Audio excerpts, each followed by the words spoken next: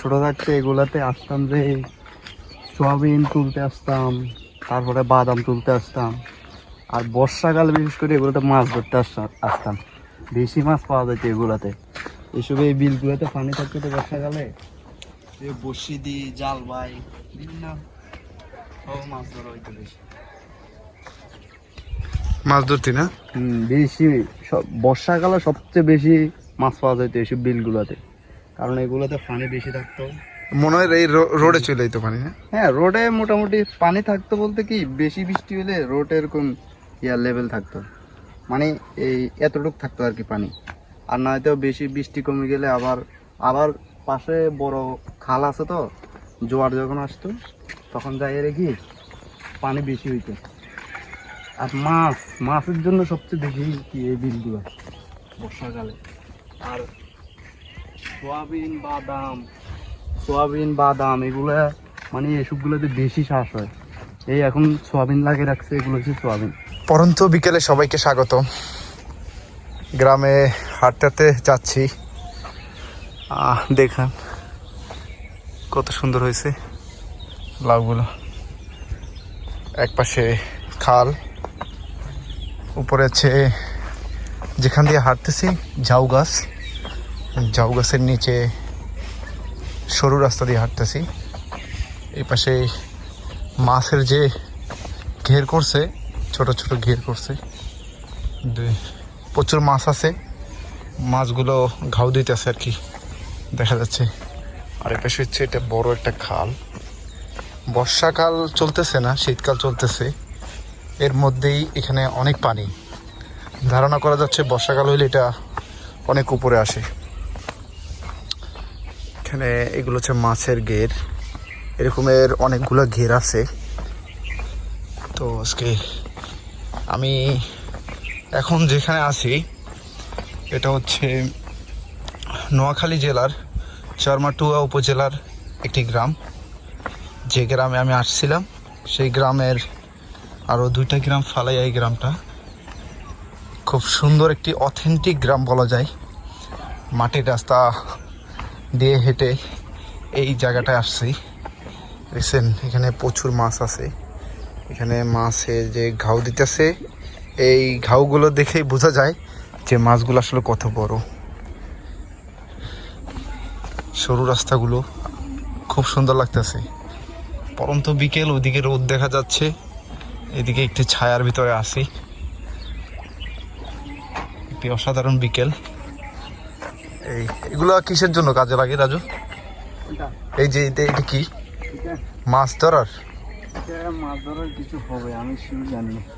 এটা কি ঘুরে? হ্যাঁ, এটা কোনো মাছ ধরার টেকনিক হয়তো, ধারণা নাই, কারণ গ্রামে ছিলাম না। এই যে একটা ঘর, এই ঘরের কাজ কি? এটা হচ্ছে বেল আর কি। হ্যাঁ, বেল দিয়ে কাজ কি করে? এটা মাছ পার হবে এখান থেকে। ও আচ্ছা আচ্ছা, বুঝতে পারছি। ওই জাগ দেয় মনে করে। এই যে দেখতেছ এখানে এগুলো জাল দিয়ে বেল বসালে মাছ ধরা আর কি। আর ওই ফেনা দেখতেছ যে, ওটা কিন্তু একটা জাগ। তোর যে জাগের কথা বলছে, হ্যাঁ, ওটা হচ্ছে জাগ। মনে কর এটা 2-3 মাস, ঠিক আছে, 2-3 মাস পর পর এই জায়গায় একবার মাছ ধরে। এই কদ্দুর জায়গায় ওই জায়গাটায় কিন্তু খাবার দেওয়া আছে বিভিন্ন মাছের। এই মাছগুলো ওই জায়গায় জমা হয়নি। এরপরে এই 2-3 মাস, 4 মাস অথবা 5 মাস পর পর এই পাশে একটা জাল দিয়ে দিবে, ওই পাশে একটা জাল দিয়ে দিবে, বুঝছো? জাল দেওয়ার পরে এই জায়গার ভিতরে জাল মারি, তারপরে ডুবাই মাছ ধরবে। মাছ ধরার পরে এরপরে জালগুলো সব আস্তে আস্তে টানিয়ে ব্যাট যেরকম দেয়, ওই ব্যাটের মতো উড়ে আনবে মাছ। প্রচুর মাছ পাওয়া যায় এরকম এই সিস্টেমে। দর্শক, আর রাজু যেটা বললো, আপনার এই যে কচুরিপানা যে জায়গাটা দেখতেছেন, এই জায়গাটার মধ্যে আসলে মাছ বারবার তারা ধরে। 2-3 দিন পর পরই এই জায়গাটার মধ্যেই খাবার দেওয়া আছে, এবং এই জায়গাটার মধ্যেই ওরা মাছ ধরে। ওদের যে টেকনিক আছে ওই টেকনিক ইউজ করে। আসলে এই ধারণাটা না হয়। হ্যাঁ, দোনো পাশে জাল দিয়ে এরপর কি এই জায়গার ভিতরে জাল দিয়ে বিভিন্ন মাধ্যমে মাছ ধরার পরে এরপরে ফাইনাল একটা বেড দেয়। এই দেখে মাছ দিচ্ছে। এখানে যে মাছ আছে অনেক রকমের, তা দেখতে বোঝা যাচ্ছে। মানে হচ্ছে যে কি ওই মাছের প্রথমে পোষ মানায়, হ্যাঁ, পোষ মানায় রে তারপরে শিকার করে, এরকম আর কি। মনে করে এই জায়গায় খাবার টাবার দিয়ে পোষ মানাইতেছে। আচ্ছা আচ্ছা। এখন এই ওখান থেকে গেলে আবার পরিষ্কার সব।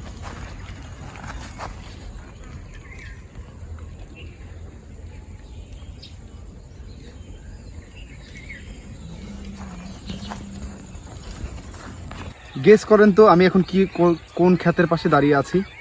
একটু গেস করেন, ধারণা করেন। হ্যাঁ, আপনার ধারণা সঠিক। এটা হচ্ছে সয়াবিনের ক্ষেত। আমাদের নিত্য প্রয়োজনীয় যেসব জিনিস পণ্য লাগে সেসব পণ্যের মধ্যে সবচেয়ে ইম্পর্টেন্ট যেটা থাকে সেটা হচ্ছে সয়াবিন তেল। আর এখানে এক পাশে আপনার হচ্ছে গিয়ে সয়াবিন চাষ করতেছে, অন্য পাশে বাদাম চাষ করতেছে, চীনাবাদাম যেটাকে বলি। আর সবচেয়ে বড় বিষয় হচ্ছে এখানে ম্যাক্সিমাম এরিয়া জুড়েই হচ্ছে সয়াবিনের ক্ষেত। তো সয়াবিন আমাদের প্রতিদিনই প্রয়োজন পড়ে, একদম গুরুত্বপূর্ণ যেটি প্রয়োজন পড়ে, নিত্যদিনের প্রয়োজন, সেটার মধ্যে হচ্ছে সয়াবিন। এই যে সয়াবিন, এগুলো এখনও ফল আসে নাই, ফুলও ফুটে নাই, বাট কিছুদিনের মধ্যেই হয়ে যাবে। পুরো এই এরিয়াটা পুরোটা এই পাশে বিশাল এরিয়া নিয়ে এই সয়াবিন চাষ হচ্ছে। শুধু এইটা না, এরকমের অনেক। এখান থেকে ওই পারে গেলে আপনি আরও পাবেন, ওইদিকে আরও আছে। তো এই জেলায় মানুষ সয়াবিন চাষ প্রচুর করে থাকে, যেটা এখানে আসে আমি বুঝলাম আর কি। এরকমের দেখছি এবং দেখাচ্ছি। সামনের দিকে যাই, আপনাদেরকে একটু দেখানোর চেষ্টা করি যে আসলে এই এরিয়াটা নিয়ে পুরোটা নিয়েই যে সয়াবিন চাষ হয়। ভিডিও করতে করতে যাবো, বন্ধ করে যাবো। আমরা যতটা সহজ মনে করি চাষাবাদ ততটা সহজ না। এই যে আমরা সয়াবিন যে খাচ্ছি, এর পেছনে কৃষকদের সবচেয়ে বড় অবদান।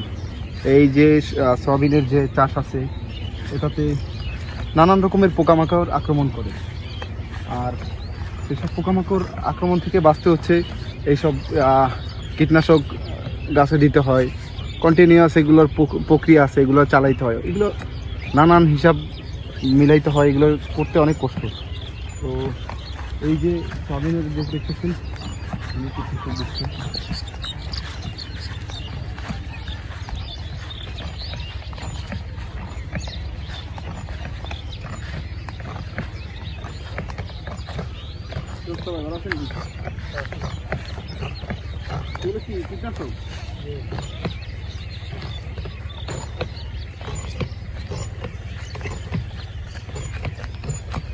এগুলো মানে ওই যে গুড়ি গুড়ি পোকগুলো আছে না, ওইগুলো পাতা খাই ফেলায়।